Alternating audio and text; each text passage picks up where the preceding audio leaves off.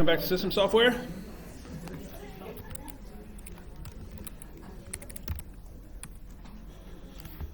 So first, so last, go ahead. Just a quick question. What's the AI policy for this class again? It's on the simple syllabus. It basically is like no AI for anything. I mean, I guess if you use it as like a search tool, but if you're using it to do any assignments or anything or generating anything for yourself, yeah, it's just... Do you have a problem with us using it to like not generate the code, but to try to figure out where our code is having a logical error so we can fix it ourselves? Yeah, I don't know. I mean, my policy is like no AI for it, so I guess no AI. I mean, it's got to be hard to tell if you actually use it, but yeah, that was my policy. I think you should get better debugging, on your own first before trying to do that. But yeah, that was the simple policy I had for it.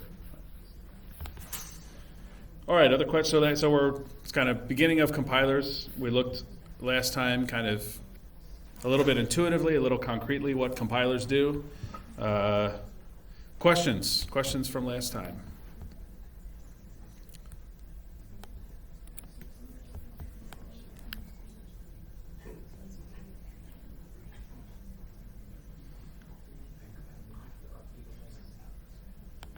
All right, so the homework was to take this interpreter that we started developing in class,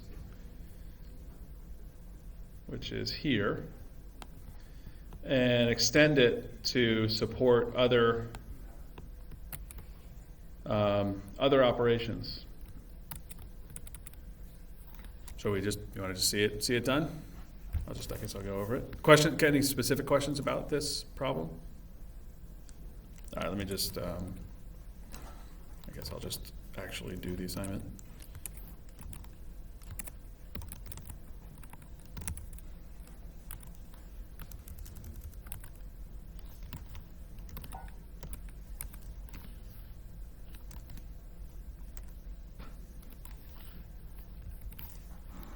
This was...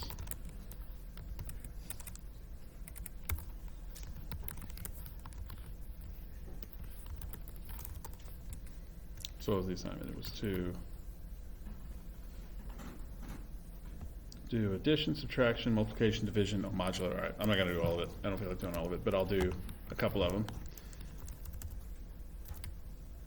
So that was the compiler part. This was the interpreter part. Let me just make sure this actually works first. What did I call this? Homework. So right now it will handle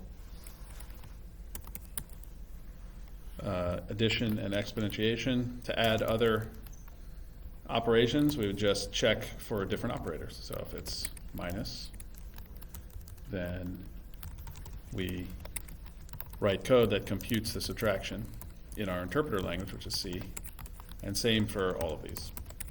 Actually, they all have the same syntax as C, so it's pretty straightforward to add these other cases. So yeah, 9 divided by 2, that's 4 in integer division. 9 divided by minus 2 is 7. 9 modulo 2.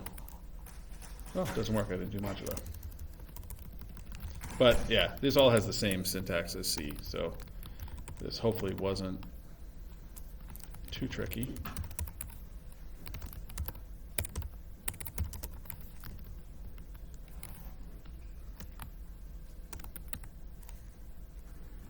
Questions on this homework assignment? Yeah. Oh, in the compiler? Did I ask for compiler too? Well, you just want to ask how to do division in the compiler? So this I was only asking for an interpreter to do it, but in the compiler you would use the, you'd have to generate the, let me open the compiler. You'd have to generate the code that uses the machine's division operation, which for integer division in the assembly of Intel is IDiv. So the division is a little annoying in the Intel world, and I'll actually go over doing this I guess, in a couple of weeks how to use division. But this is what the code for division would look like if you generated it. I don't know if that helps for the compiler. So you generate the corresponding assembly instructions for division. And in the Intel world, it's a little annoying. You have to use a specific register for it. Yeah.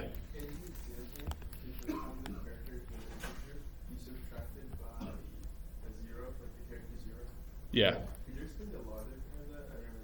Oh yeah. So this is like a old ASCII trick to convert between ASCII numbers and actual binary integers.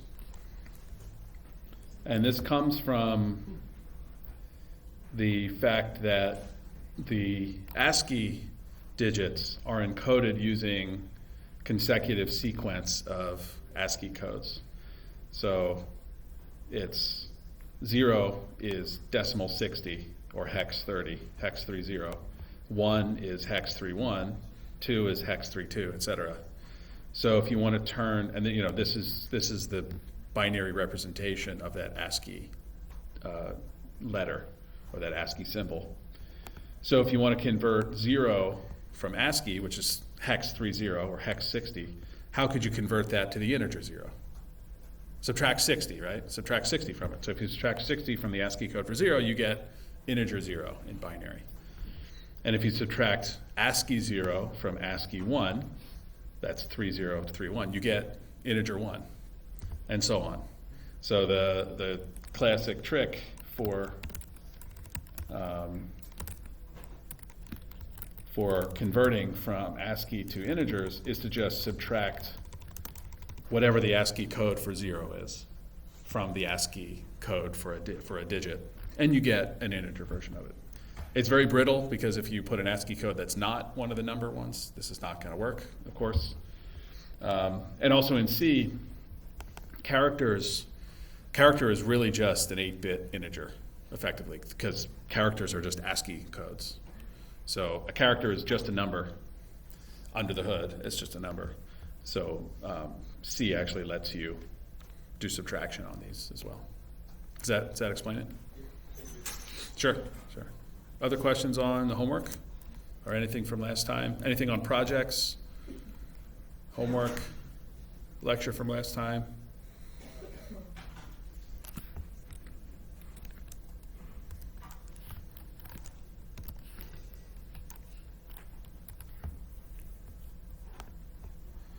Okay, let me get this off the screen. Oops. All right, if there's no other questions, let's do attendance. Okay, so last time we went over this intuitive, kind of concrete view of programming language implementation, interpreters and compilers. And we got started on talking about what symbols are and what they aren't, at least in a mechanistic sense. So we went over some of these examples of what these symbols mean. If you have order of operations, this means 7, and you have some definition of these symbols as mapping to numbers. I pointed out this example of Chinese. If most people can't read Chinese, it means the same thing as 1 + 2 × 3, but it uses different symbols to do it. So this is the map territory problem. The finger is not the moon pointing at the finger. The map is not the territory. And we see this with ASCII. So we had a question about conversion between ASCII and integers. The visual representation of this number 1 that we see on screen is represented in the machine not using the integer representation for 1 that the CPU actually uses for computation. That's why we had to convert it, because the text that we got that was read from standard in was represented with this number for 1, this hex number for 1. We had to do that conversion. And that conversion is actually ascribing some semantics to that, ascribing meaning to that symbol. So without that conversion, this is just hex 31. This is just some binary representation. because the processor uses a binary integer representation, not ASCII, we had to do that conversion in order to be able to use it on our machine. So ASCII is an example of this, map is not the territory. So even something as simple as the number 1, what we think is the number 1, its representation in ASCII is not the same as the representation in the machine. And so we as the programmer need to make that meaning. We need to write code that is going to give the meaning that we want to it. Okay, so the steps for writing a language processing system is just like we saw with the shell. Is first we need to process the input, and because the input doesn't have any intrinsic meaning, we need to first be able to gather that input, and then we can do some processing on it, like in the shell, running commands, or in our programming language examples last time, doing arithmetic or sending it to assembly language to do arithmetic or interpreting it. And the way we process input is to recognize that input languages have this structure to it. So let me take an example from English languages first. So let's take this sentence, the boy went to the store. So in grammar school, has anyone ever done sentence diagramming before? Yes, I see. So raise your hand if you did sentence diagram. Do people still do this? Nobody does this anymore, right? So it's supposed to be grammar school, right, or elementary school, where you learn about grammar. And grammar is the structure of language, basically independent of meaning. So if we take this sentence, the boy went to the store,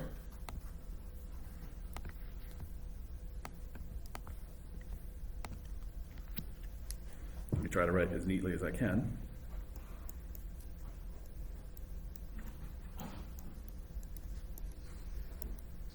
So a little grammar lesson. What part of speech is went? What's that? The verb. Okay, good, yeah. So you all learn this, even if you didn't do sentence diagramming. You learn that there are these words that describe the use, or the grammar label for these types of words. What about boy? Boy is a noun. The. Does anyone know the name of this part of speech? Article, good, yeah. So we're doing grammar school stuff here. What about to? That one's a harder one. Preposition, oh, okay, good. Preposition. We have an article again, and another noun. So you probably learned that there are these labels for parts of speech. And there's lots and lots of verbs, right?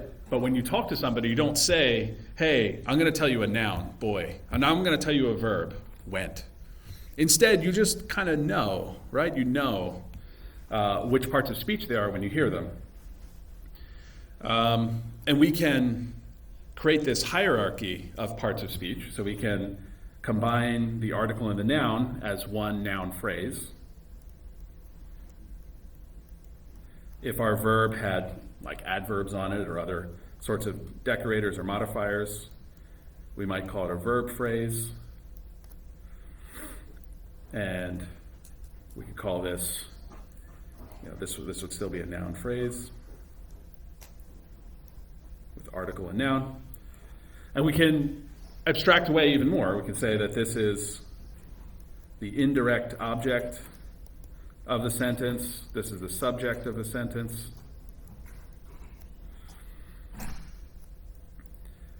And we can diagram this entire sentence as this hierarchy of parts of speech. So we can say a sentence is a subject, verb, object, or indirect object.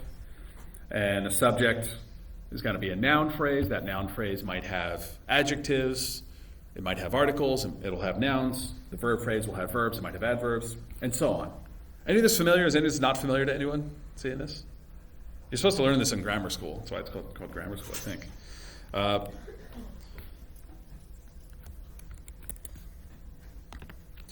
But what syntax does is it groups words together. It shows the order of words. So in English, at least, you wouldn't say usually the boy to the store went.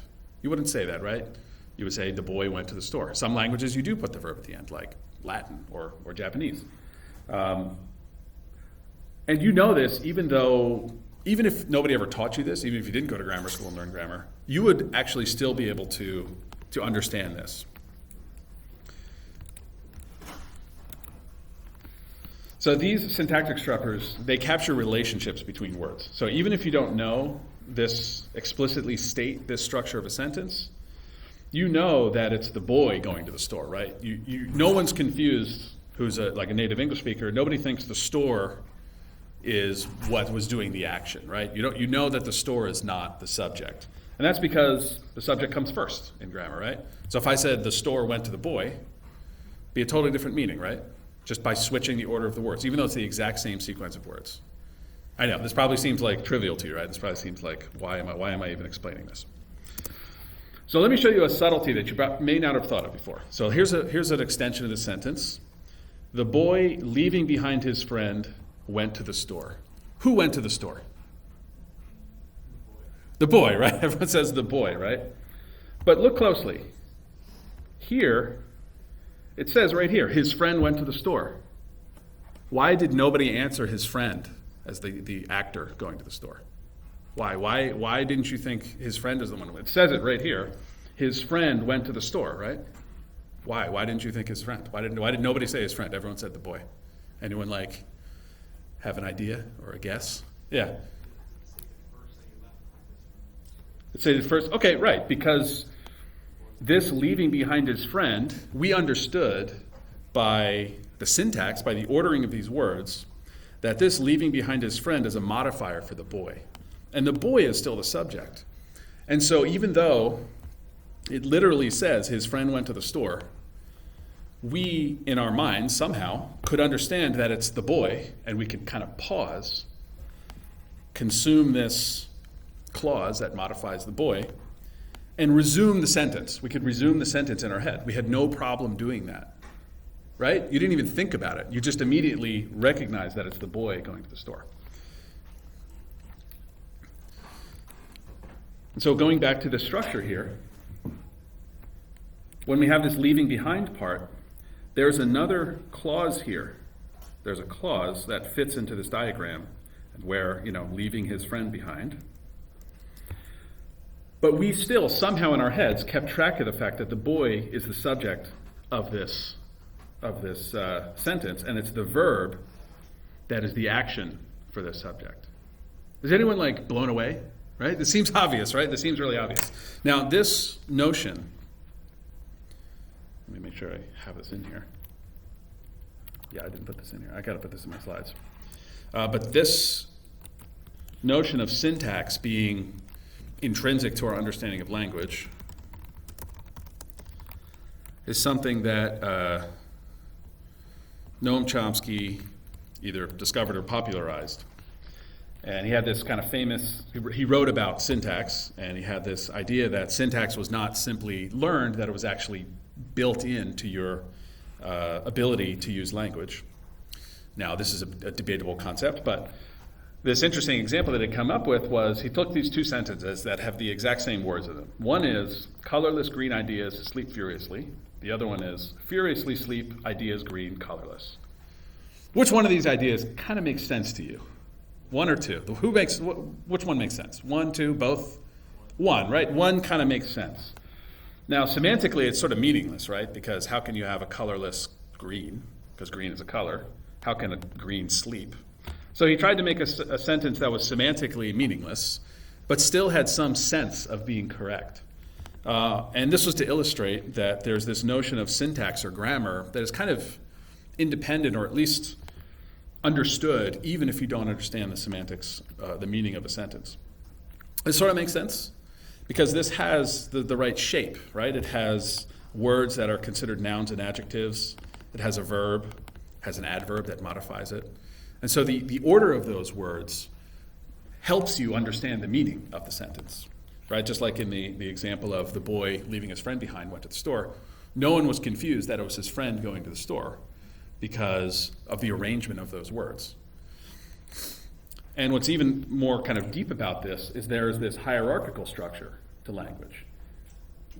We understood that the boy is what the subject of this verb is, went is, even though there was a whole sequence of words separating the two. And the theory, at least the Chomsky theory, is that in our heads we actually kind of track this hierarchical structure as we're processing the language. Even though we have this linear sequence of sounds in our heads, we have this capability of tracking this nested structure of language.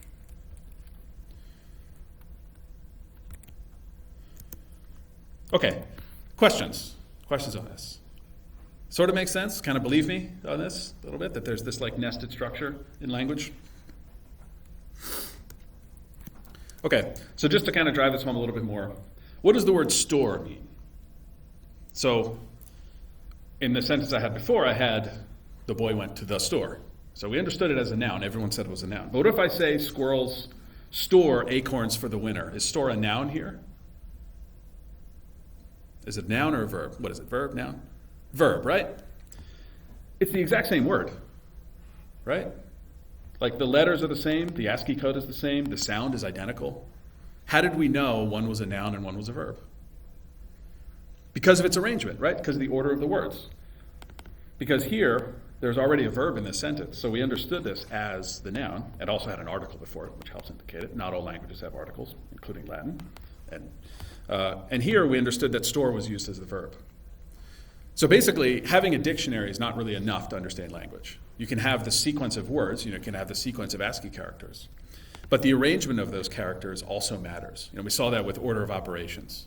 So if we have a rule about order of operations, the meaning of that math operation, the math expression changes, depending on what the rules around that order of operations are. So, in conclusion, meaning isn't just the individual dictionary words. It also depends on the structure, the syntactic structure of the language, because that also gives information, even though it's not spoken, even though we don't say, hey, squirrels verb store nuts for the winter. Nobody says that. You just understand it by the ordering of the words. There's a kind of implicit structure there. All right. So questions on this? Thoughts on this? Disagreements? Anyone disagree?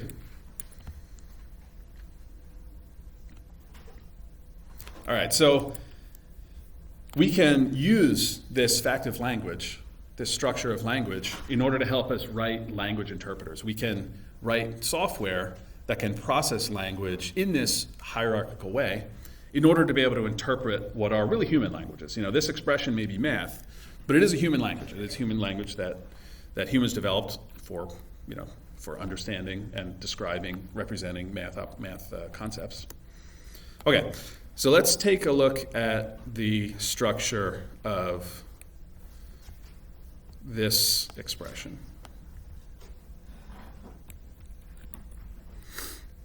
So just like with spoken language, we can diagram this math sentence. So what did I have? 9 plus 2, 9 plus 3 minus 2. So in the math world, we don't have nouns and verbs. Instead, we have numbers and operations. So just like we have nouns and verbs, we have numbers and operations. And why is it that we don't, how do we know whether we do subtraction first? Why is 9 not subtracted from 2? Because we have some syntactic structure here. So each of these expressions is composed of some number with an operator followed by another number. This is infix notation, right? You have a number on the left, a number on the right, and an operator that says what you do to them. So in this case, it says take 9, take 3, add them together. That's what it means, right? But when we've got multiple operations, how can we structure this? Well, what do you do when you have multiple operations? Typically, you just go from left to right and you compute the first operation, save its result, and then use that in the next operation. So let me show you what that looks like diagrammatically. So without any order of operations, we take 9 and 3, we add it together, we get 12. And that becomes the intermediate value we use for our next operation. Right? I know you all know this. I'm not teaching you how to do. I know I'm not trying to condescend to you. I'm just showing you that we can give this hierarchical structure the same way we do for language. And so this 9 plus 3 becomes the left operand of our minus operation. Questions about that? Has anyone seen this before? You seen this? Okay. So that becomes the left operand for the subtraction expression. And so then we get, 10 as the result of this.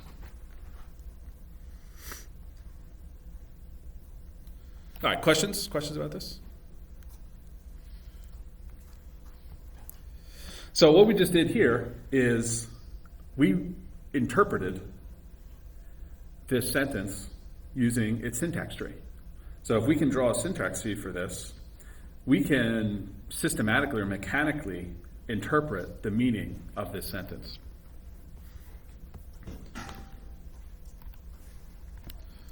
So let me draw this sentence again.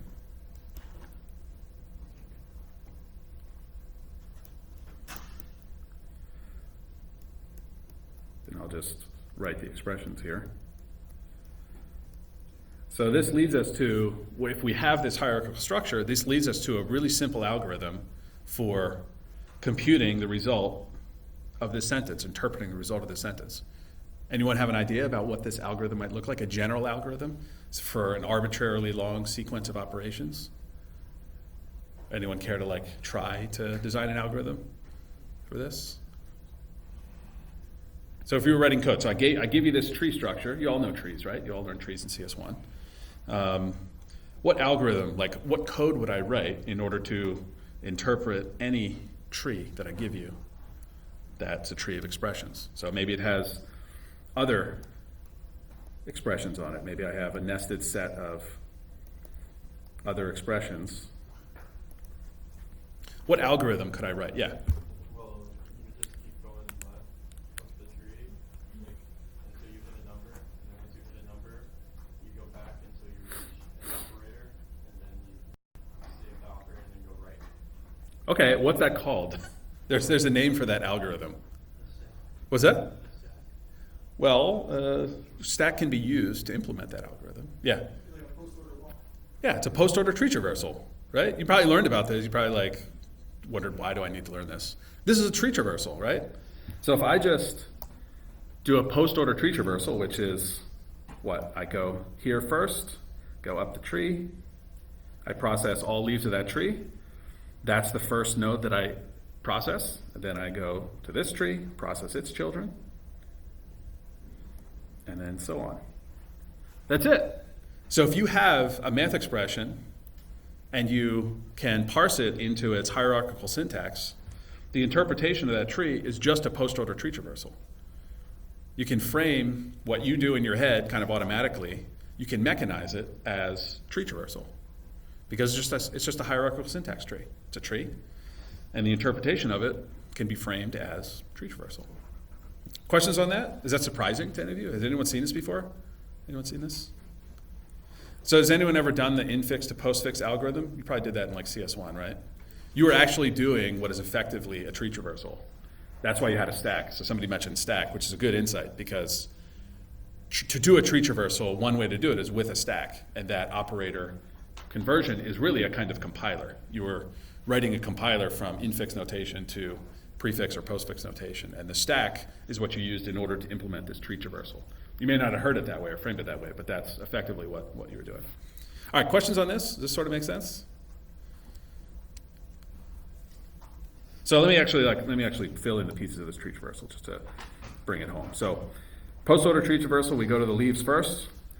To compute this expression, we look at its left, right, and operator here. We run the function add 9 and 2. So I'll just give a function to these. And then going to the parent, we get the left side, which we already have the value for, and we get the right side, which is 2, and the operator that gives us subtract 9 plus 2, or not subtract, so 9 plus 2 is 11. Oh, no, it's not 9 plus 2. It's 9 plus 3. Subtract 12 and 2. That gives us 10. And then continuing up the tree traversal, we get to our last root expression, and that gives us 10, 4, and the operator is plus. Questions about that? Does that kind of make sense? I just wanted to actually do the tree walk to make you see it. Okay. So that's interpretation. So we just walk the tree and then compute it. What about compiling, how can we generate the assembly code version of 9 plus 2 minus 3? Any thoughts how we might be able to do this? So let's say let's go back to 9 plus 2 plus 3. Or 9 plus 3 minus, I can't talk. 9 plus 3 minus 2. If we, instead of interpreting, we wanted to translate this, we wanted to turn this into assembly code, what can we do now? What's the algorithm look like now to do that? Given this tree.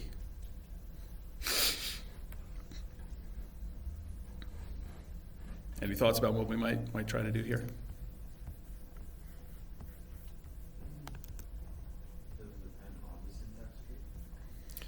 Well, just like we can use the syntax tree to define an algorithm for interpreting it, yeah, we could use the syntax tree to do this.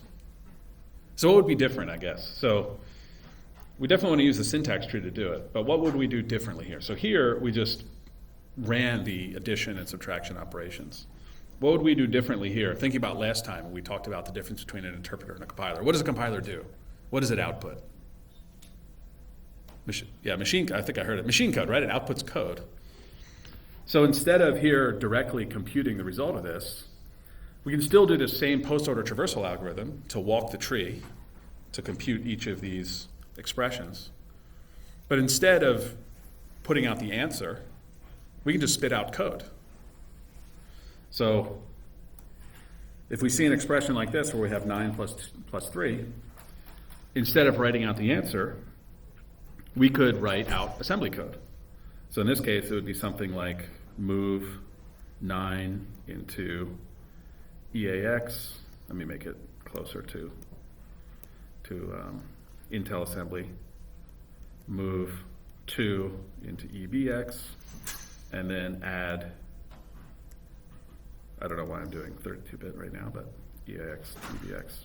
So this is, I think I had RAX last time, 64-bit registers. Sorry about that. So this is the code we saw last time that we emitted from our compiler. So all we do is when we walk this tree and we see an expression, we emit assembly code. We just write out assembly code instead of writing the computer, having the C language computer answer. We just write out assembly code.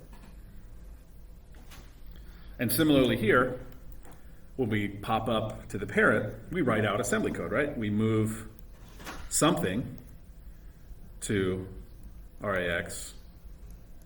We move 2 to RBX. And then we're going to have an add instruction here. Kind of makes sense? We just literally spit out code. So if we were to, and so the question is, what do we move here? What's in the question mark here? But assuming we know how to solve that register allocation problem, we would just emit these two sequences of code. So as soon as we see them. So we would have this sequence of assembly and this sequence of assembly. And that would be a correct translation of this math expression into assembly. Does that sort of make sense? Questions on this? Yeah. On that side, would it be add or something else? Because Would it be what? add, are you going to add? Oh, sorry, it's not add. Yeah, it's subtract. I'm losing track of the actual operations. Yeah, this would be subtract. But the point is, instead of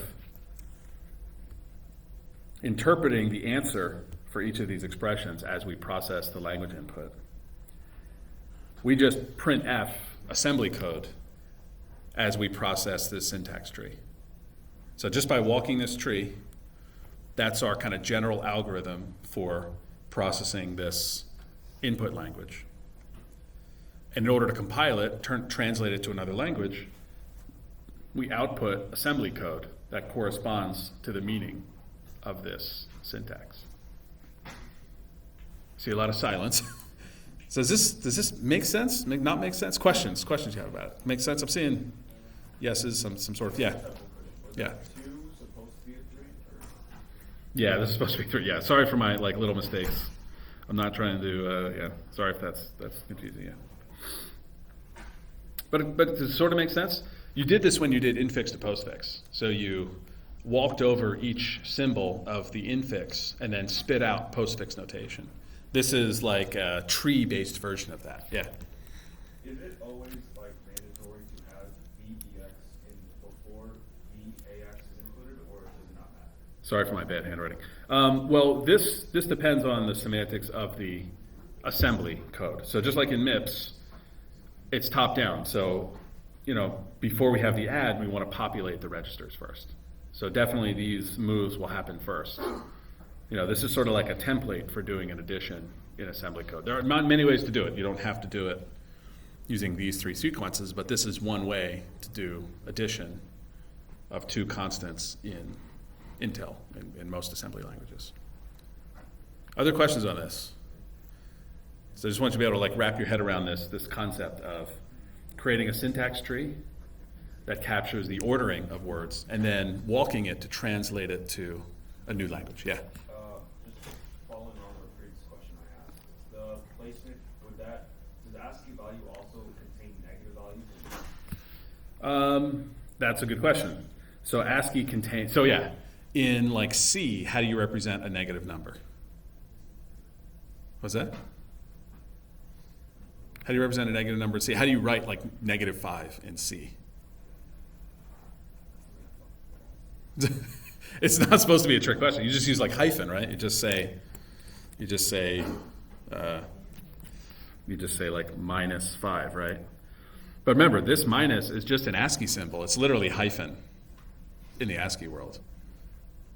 So this symbol just says hyphen. It doesn't mean minus. It's just used, this hyphen symbol is used next to, adjacent to digit symbols in ASCII to denote negative.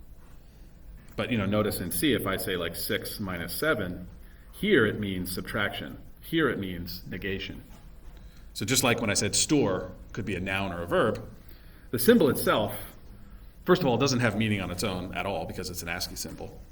But its true meaning depends on the syntax, depends on the ordering of words around it, the arrangement of words. I know this seems really low level and nitpicky because we as humans, we process language just natively. But your machine does not. Your machine is just built to basically be a fancy calculator. So the question is, how do we take this fancy calculator and make it do language-like things, at least in a formal language way? And this is the compiler way to do it, where we parse out the syntax of the language, and then we write an algorithm that interprets the meaning or translates the meaning of that language into a new language. Questions on this? It's a subtle, a little bit mind-warpy idea, especially when we already understand language, we understand the meaning of this. But imagine, you were writing something to compute Chinese characters where you don't know the meaning. If I just gave you rules of that language like this, where you do a traversal and then emit this assembly code, if I gave you that rule, you'd be able to write code to do that, even if you don't understand Chinese. This is like Turing's Chinese room thought experiment. All right, questions on this? Other questions on this?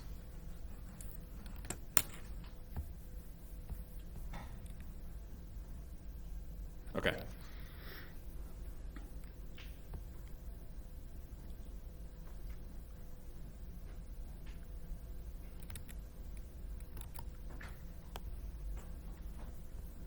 Okay, so I went past this already.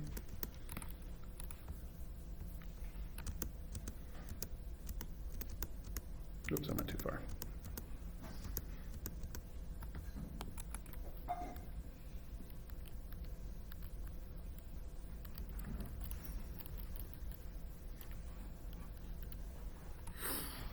Okay, so what we learned is that we can define the language's syntax somehow, create this syntax tree, and that will allow us to write very straightforward algorithm that you basically already know, post-order tree traversal, to either compute the value of this expression or generate code that will compute the same value, equivalent code to compute this value.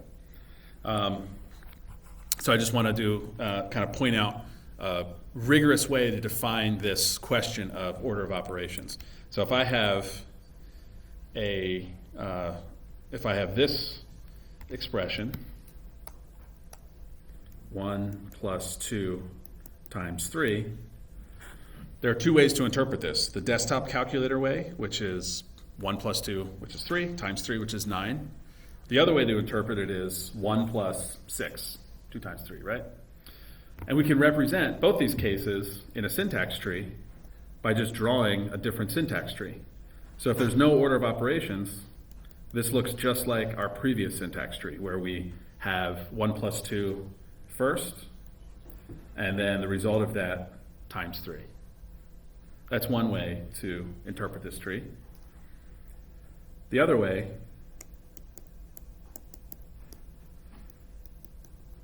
is to treat 2 times 3 as happening first. So you see the difference? Here, the multiplication expression is lower in the tree. Here, the plus is lower in the tree. So with our post-order traversal algorithm, the plus is going to happen first. It's going to be seen by the algorithm first. And so we're going to get 1 plus 2 is 3, and then 3 times 3 is 9. If we do a post-order tree traversal of this expression tree, we'll get 1 here, 6 here, and then 7 as the tree. Questions about that? So this is called, yeah, go ahead. How do we decide what's going to be the weight? Like, how do we know? That's a really good question. So this is the order of operations rule. So this is called ambiguity. So if you have a language where both trees are possible in your language, then you have an ambiguous language. You have a language where one sentence could have 2 different meanings.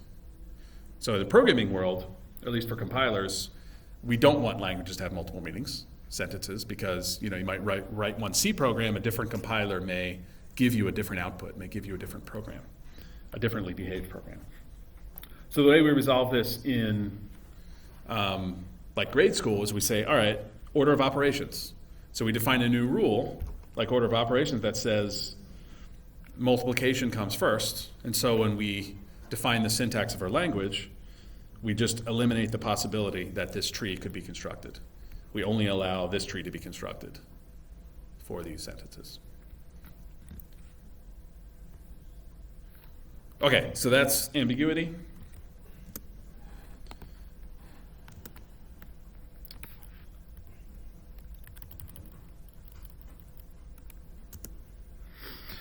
Okay, so this problem of taking your sentence and forming the expression tree, this is called parsing. So since, in here, we don't say order of operations, we just have the expression. So the parser's job is to figure out what the syntax tree is. Now, this is more the subject of like a graduate course, like a compiler's course. So I'm not going to go into detail into how parsers work. I'm just going to give you a parser. But I just want you to be aware of this notion of parsing, where you take a sentence in your language, a sequence of like ASCII symbols, and the parser will give you that syntactic structure for you.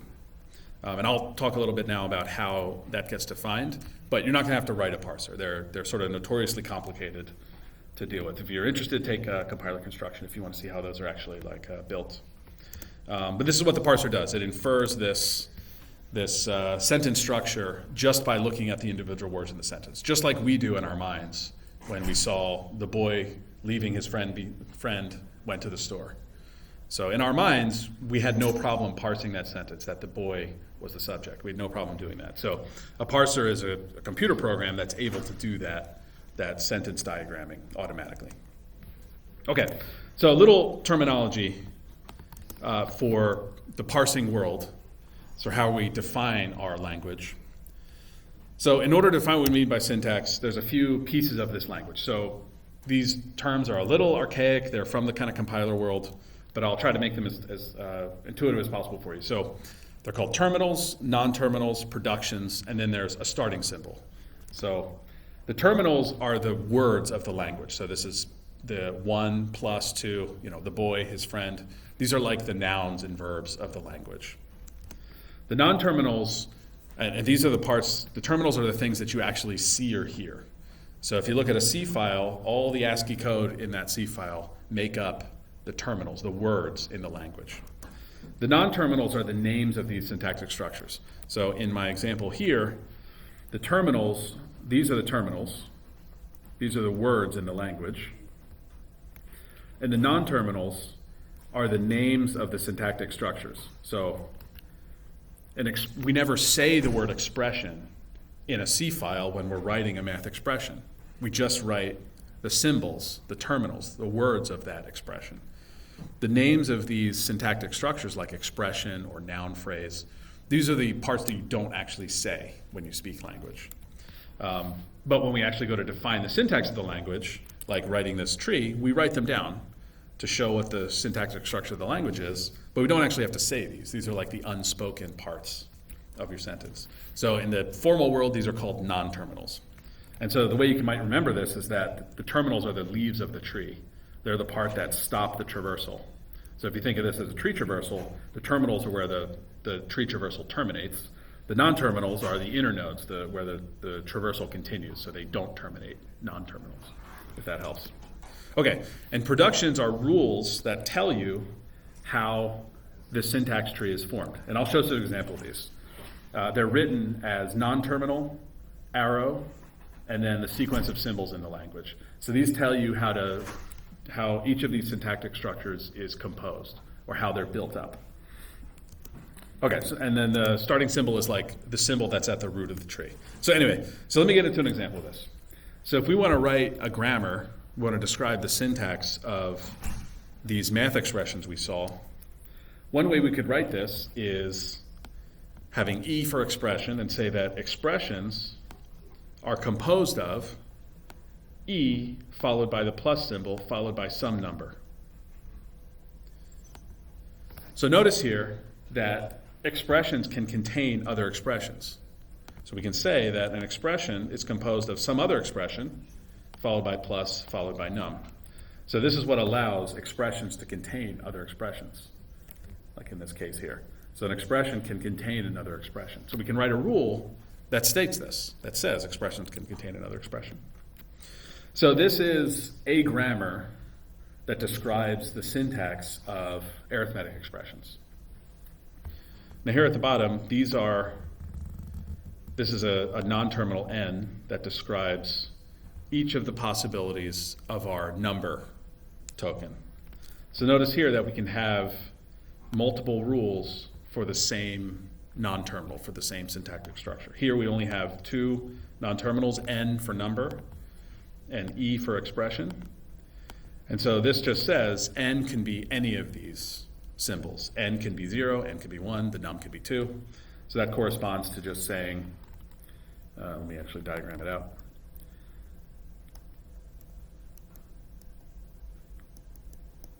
That corresponds to saying n can be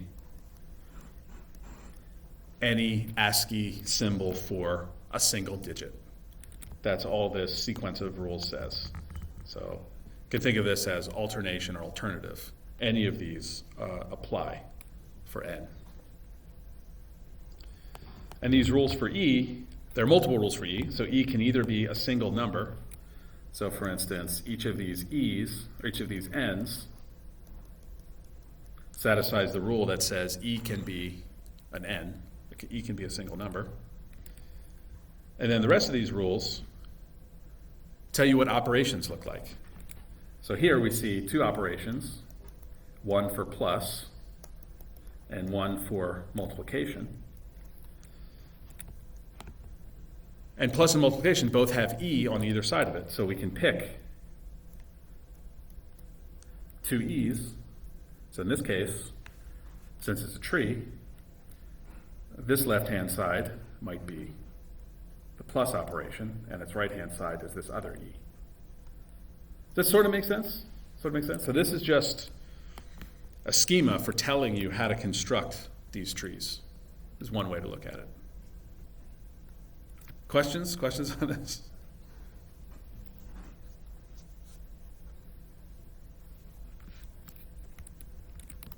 Okay.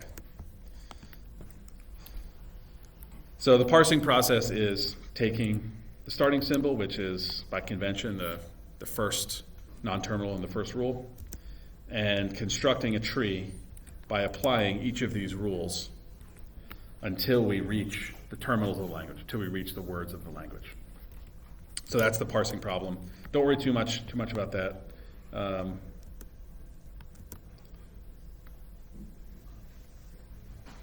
Okay. So questions about this, the sequence of rules.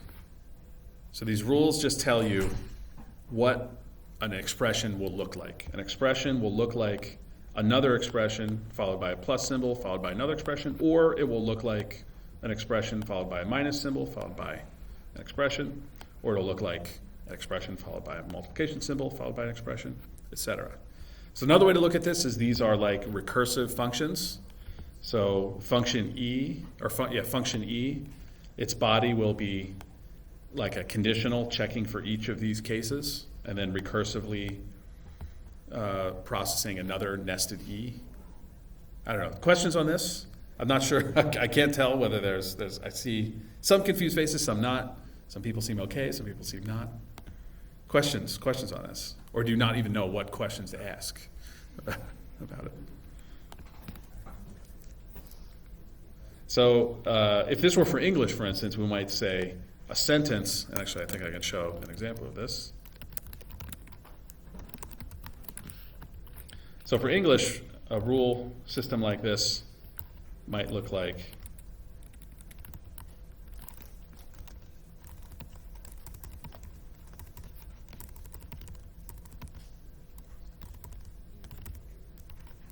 a sentence is composed of a subject followed by a verb followed by an object. A subject is composed of a noun phrase. A noun phrase might be an article followed by a noun.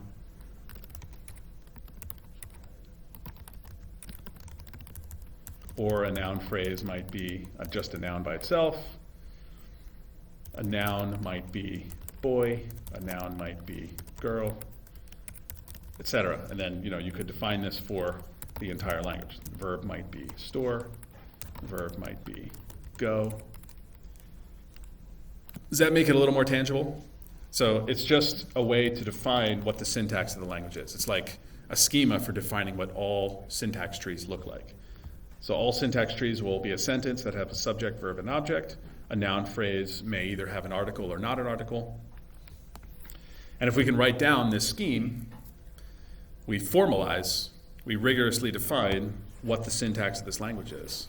And the job of a parser is to take this syntax definition and turn your sequence of symbols, like 1 + 2 * 3, and turn it into a syntax tree, so that we can then do our language interpretation and compilation.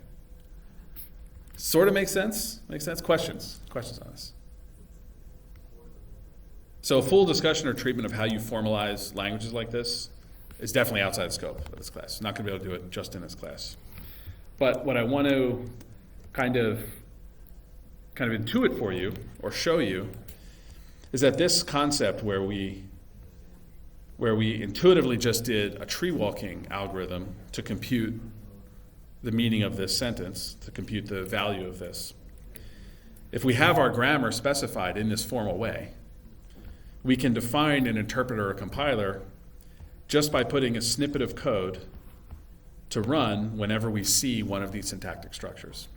So what did we do when we computed this? We said, all right, if we see an expression and there's a plus symbol here, well, what should we do? We should do the add operation, right? Or in our compiler, we should spit out this code, this assembly code that has the add instruction. So that was the rule that we kind of intuitively figured out. But how can we write that rule down? How can we mechanize or formalize that rule? Well, if we have the syntax specification, the syntax that we defined here, we can just say, whenever we see a plus operation, this is the code we run for that plus operation. Does that sort of make sense? So on the left side here, we have the syntactic definition of plus. It's just some expression followed by the plus symbol followed by E. And on the right side, in these curly braces, we have a snippet of code that tells us what to compute whenever we see that syntax. Does that kind of make sense? Questions on that? Does sort of make sense? And so, for instance, here, if we see an asterisk, because remember, this asterisk symbol has no intrinsic meaning. It's just an ASCII code. So if we see an asterisk and we see this arrangement of syntax, we see an expression followed by an asterisk followed by an expression, this rule tells us what code to run when we see that asterisk. We run the multiplication function when we see that asterisk. Questions on that? So with our interpreter last time, we just wrote code that only could do a single operation. This is how we can define on paper code for kind of arbitrarily long math expressions. This is probably a little more, okay, yeah, this is, yeah, questions on the interpreter side. So, and it's the same for compilers, where if we can define the syntax of this language, we can say we've got plus symbols, we've hyphens, then instead of computing the value, we can emit this assembly code whenever we see this syntactic structure. Whenever we see an expression that has a hyphen in the middle, we emit this assembly code. All right, so let's look at what I think is familiar to everyone, infix to postfix. So we can use the same scheme to write an infix to postfix converter or define an infix to postfix converter without having to deal with stacks or any complicated algorithms. We can just state that whenever we see this syntax in our input, whenever we see an expression followed by the plus symbol followed by the expression, what snippet of code do we want to run? Well, we want to take whatever the string value of this first expression was, whatever it's, we recursively convert this E to be postfix, and take whatever the string of this E was converted to postfix, and just concatenate them with plus at the end. It kind of makes sense. I'm seeing some head nodding, which is good. But questions about this? Does this sort of make sense? So if we already know, so it's like doing recursion, which I know lots of people hate, but if you think of this, actually I can show the tree walking version of this to hopefully make this clearer. But if we have this expression,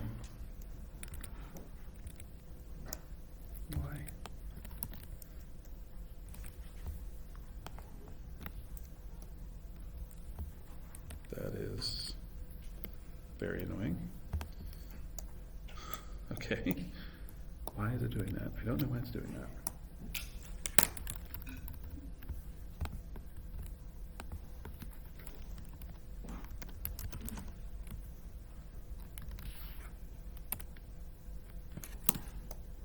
Still doing it.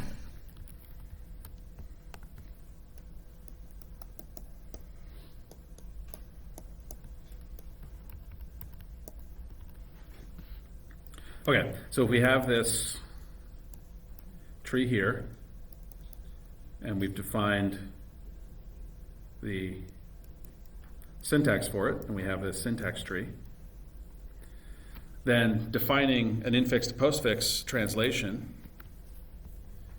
can be done by just stating what we do whenever we see a snippet of code that defines what computation we do whenever we see this syntactic structure. So if we see an expression that has the plus symbol inside, we take whatever the value of the left side is, which is going to be, these down here just tell us to convert the number to just the equivalent ASCII number. So it says here, this is going to be the string 1, this is going to be string 2, and whenever we see an expression for the plus symbol, we concatenate whatever the left side is with the right side, followed by plus. So that's taking whatever the left side is, which is 1, whatever the right side is, which is 2, and the plus symbol.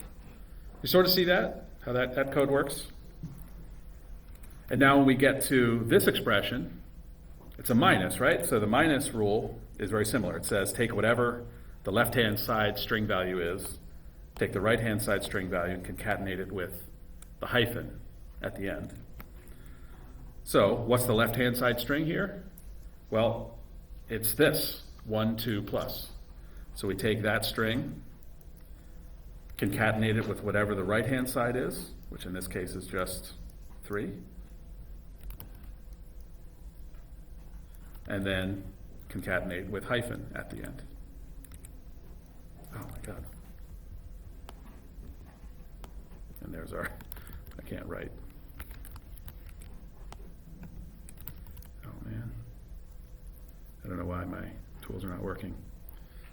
Yeah, just concatenate. So now we've defined what a compiler for infix to postfix looks like by just taking the syntax and defining computation that runs whenever we see that syntax structure. Questions on this? Does this make it a little clear, maybe? Somewhat clear? Okay. Maybe it'd be easier to show actually going from Chinese doing this, so you can actually show interpreting or compiling another language that, you know, doesn't look like language. But this shows the crux of the idea. Is that whenever, if we can define our syntax for our language, then defining the compiler or interpreter or whatever processor we want for that language, we can just define a snippet of code that will run whenever we see this syntactic construct. And so this is infix to postfix, an example of using infix to postfix using this scheme. So, okay, so what does this mean? So this means that the complicated prospect of trying to take a programming language, which, you know, there's potentially infinite number of different programs you can run. You know, there's an infinite number of arithmetic expressions that you could write. It could be arbitrarily long, you could have parentheses, lots of nesting. Programming languages are even bigger. So instead of trying to kind of brute force your way into like interpreting every possible program, instead what we can do is we can break this down into what we have to do for each individual construct of the language. So what do we do when we see a minus symbol? What do we see when we do see division? And all this complicated nested structure can be abstracted away basically with recursion by computing the child value separately and just thinking about, trying to reason about what do we do for this construct, assuming we've already computed the rest of the tree. This sort of makes sense? So for the infix to postfix exercise, what you're going to do is you're just going to copy an implementation of an infix to postfix converter using the predefined parser that I've given you. So I'm going to give you a parser for the language, and the way you're going to implement your compiler and your infix to postfix compiler is you're going to basically fill out these computations to say what should the compiler do whenever we encounter this syntax. And the infix to postfix will show you an example of doing that in our parser framework. There'll just be a function for just two of these operations, and you'll just fill in those functions. Then when we get to the compiler, we'll actually see how to do that for a larger language, how we could actually convert from a language to assembly code. Okay, so I know that was a little bit of intense lecture. Let me know if you have any other questions. We're at 1:15, so let's end the class. But come up if you have any other questions, ask on EdSTEM, and have a good one.